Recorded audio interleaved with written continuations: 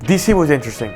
I was not expecting to be there, but I'm very grateful because I think that a lot of things in me changed. Perspective, creativity. I saw myself going to a different level, even how I was shooting.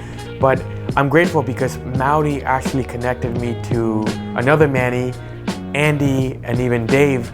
And they are the core team for Brian Barcelona's team, all the Gen Z for Jesus events. They're pretty much the main creators that work these events. I went to go do a Gen Z for Jesus in downtown Dallas. And they had asked me, hey man, like you've been doing a couple of these events with us. We really like the way that you work.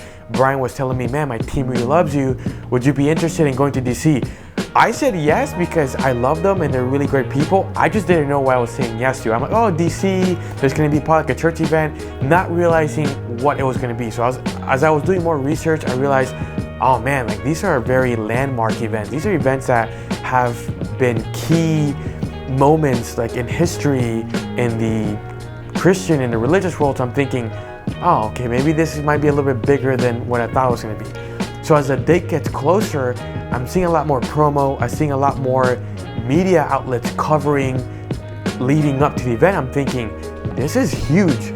So now I'm doing even more research. I'm looking where the venue is taking place. I see that it's gonna happen right in front of the Capitol building. I see that they're expecting over like 300,000 women to show up, and I'm thinking, it's gonna be just me and my Z7 and the 2470. I might be way in over my head here, so I'm freaking out. I'm thinking I might not have enough gear. I didn't even have a computer. I'm thinking, okay, maybe saying yes to this prematurely might not have been a great idea. But I remember like just feeling from God, you need to be there.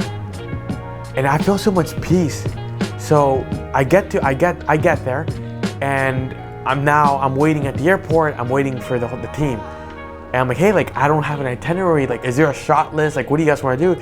He goes, hey man, we brought you here because we love the way you capture. We just want to flow. So whatever you give us, we'll be happy with. And I'm thinking, in the first time in my 12 years of doing this, no one has ever told me that. We created something preliminary. It was more like it was what we called it was a flow social media schedule. It's there, we can follow it, but if we can do more, we'll do more. And I'm thinking, okay, I'm looking at social media posts, video, 15 seconds. Hey, where's the photo stuff? We just want you to flow. Whatever you have, we'll go into your SmugMug folder and we'll just post it if there's something in between or a buffer. And then I ended up using a lot of my stuff, and I'm thinking, this is odd. Like, I'm not being pressured. They're not micromanaging me. We're just all doing our thing. We're cracking jokes. I think we posted like 20 reels just that one day. And I'm thinking, holy cow, this is pretty cool. Like, that might have been the biggest event I've ever captured in my life. I think the final count with everyone was over 300,000 people that showed up.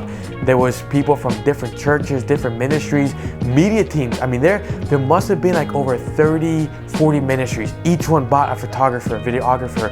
So it was a melting pot of just creatives, and I absolutely enjoyed it. I saw people being healed. I saw people being just prayed for. You can see people's reactions coming into how they left. Just life-changing. So it was just phenomenal. I couldn't believe my eyes what I was seeing. The aftermath was insane. The team was sending me articles with my photography in it, and I was like, wow, like this is one of the type of events that I'm gonna tell my kids one day that I was there. And I think that it was a young, wild dream. I really believe that it was a bucket list event.